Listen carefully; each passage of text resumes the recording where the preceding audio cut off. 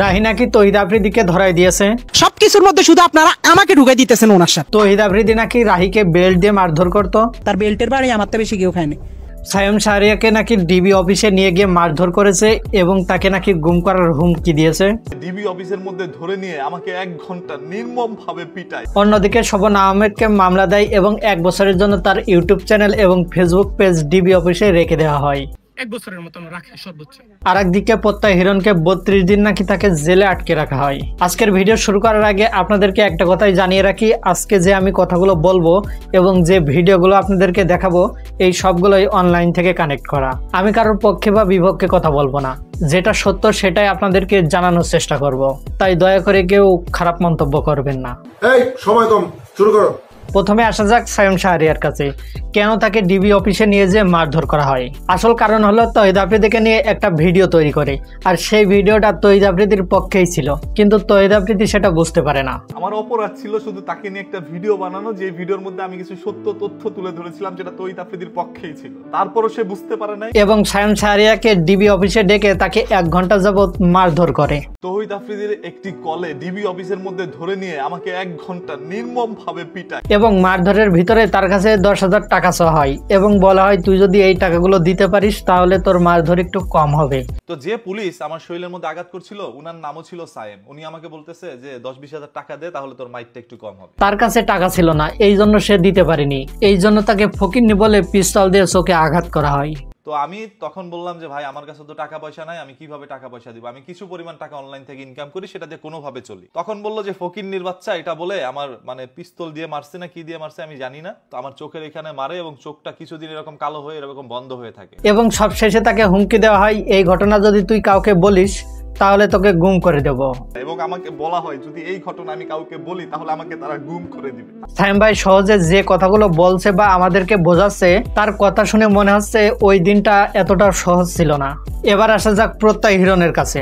আপনারা তো জানেন জুয়ার বিজ্ঞাপনের জন্য প্রত্যয় হিরণকে পুলিশ গ্রেপ্তার করে। তহিদ আফ্রিদি গ্রেপ্তার হওয়ার পরে প্রত্যয় হিরণ ফেসবুকে একটি পোস্ট দেয়, ডিবি আমাকে হুদায় 32 দিন ভিতরে রাখে নাই, আজকে বাপ পোলা একসাথে ভিতরে, আল্লাহ দিন শেষে সবাইকে নিজের জায়গা দেখিয়ে দেয়। প্রত্যয় হিরণের পোস্ট দেখে মনে হচ্ছে তহিদ আফ্রিদি তাকে ধরিয়ে দেয়, কারণ অনেকেই অনলাইন জুয়ার প্রমোশন করত। সবাইকে ছেড়ে কেন শুধু প্রত্যয় হিরণকে ধরা হয়? এবার আসা যাক স্বপন আহমেদ ওরফে মাসুদ রানার কাছে। অনেকেই আবার তাকে এডিটের মায়েরে বাপ হিসেবে চেনে। 2 বছর আগে স্বপন আহমেদ একটি ভিডিও বানায়, একজন নারী মাই টিভি তার নিজের দাবি করে, আর এটা অনেক ভাইরাল হয়। 2 বছর আগে আমি একটা ভিডিও বানাই, আর সেই ভিডিওটা হচ্ছে যে একজন মহিলা কান্না করে। মাই টিভির আসল মালিক এইটা দাবি করে, একজন মহিলা কান্না করে প্রচুর, আর সেই ভিডিওটা অনেক বেশি ভাইরাল হয়। তারপর স্বপন আহমেদের ফেসবুক পেজ এবং ইউটিউব চ্যানেল ডিবি অফিসে 1 বছরের জন্য রেখে দেয়। 1 বছর, প্রায় 1 বছর আমার ইউটিউব চ্যানেল, ফেসবুক পেজ সবকিছু ডিবির হাতে ছিল এবং তাকে বিভিন্ন ধরনের মিথ্যা মামলায় জড়ানো হয়। এই মামলা কোর্ট থেকে সমাধান হয়, যে বিষয় নিয়ে আমাকে মিথ্যা মামলা দেওয়া হয়েছে ওইটার সাথে আমার চুল পরিমাণ কোনো চিহ্ন পায় না। এবার সবশেষে আসা যাক রাহির কাছে। অনেকেই তহিদ আফ্রিদির চামচা বলে, অনেকেই আবার ভাই বলে। এখন আমি যে কথাগুলো আপনাদেরকে বলবো এই কথাটি রাহি এক ইন্টারভিউতে বলেছে। তহিদ আফ্রিদি নাকি অনেক ডেঞ্জারাস একজন লোক ছিল, কিন্তু ক্যামেরার বাইরে খুব ডেঞ্জারাস একটা লোক। এবং ইউটিউব ইন্ডাস্ট্রিজে নাকি তাকে সবাই অনেক ভয় পেত। তারা কিন্তু সবাই ভয় পায় ইউটিউব ইন্ডাস্ট্রিতে, একটা টাইমে তার সবাই ভাগের মতো ভয় পাইতো। তহিদ আফ্রিদি নাকি মাজা থেকে বেল্ট খুলে তার টিম মেম্বারদের কুত্তার মতো পিটাতো। তার বেল্টের বাড়ি আমার তো বেশি কেউ খায়নি, তো বেল্ট খুইলা আমার কুত্তার মতো পিটাইতো। এবং রাইকে হুমকি দেওয়া হয় যাতে তহিদ আফ্রিদির বিরুদ্ধে কোনো কথা না বলতে পারে। 2-3 মাস পরে হয়তো বা তার মাথাতে আবার ঢুকছে যে রাই কি কারো লগা আবার কিছু কইয়া লাইনি, হ্যাঁ রাইরে আবার একটু দমক দিতে হইব।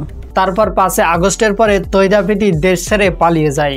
পরবর্তীতে আবারও সে দেশে ফিরে আসে।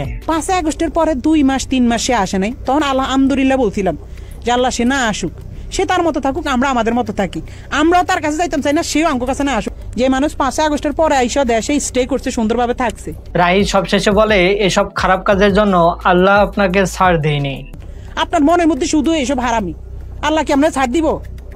এসব কারণে তো আল্লাহ মানে ছাড়ে না। এবার আমি নিজ থেকে কিছু কথা বলবো। কারো কথা বিশ্বাস করেন বা না করেন, রাহির কথা আপনাদেরকে বিশ্বাস করা উচিত।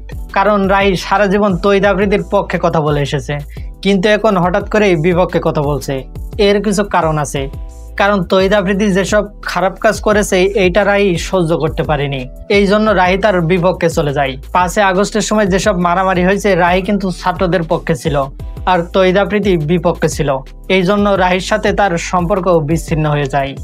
সবশেষে একটা কথাই বলবো, আল্লাহ সবাইকে ছাড় দেয় কিন্তু ছেড়ে দেয় না। তো এই ছিল আজকে ছোট্ট একটি ভিডিও, আর দ্বিতীয় পর্ব কালকে আসবে। অবশ্যই আমার চ্যানেলটি সাবস্ক্রাইব করে রাখবেন আর দ্বিতীয় পর্ব দেখতে ভুলবেন না। সবাই ভালো থাকবেন, সুস্থ থাকবেন। আসসালামু আলাইকুম।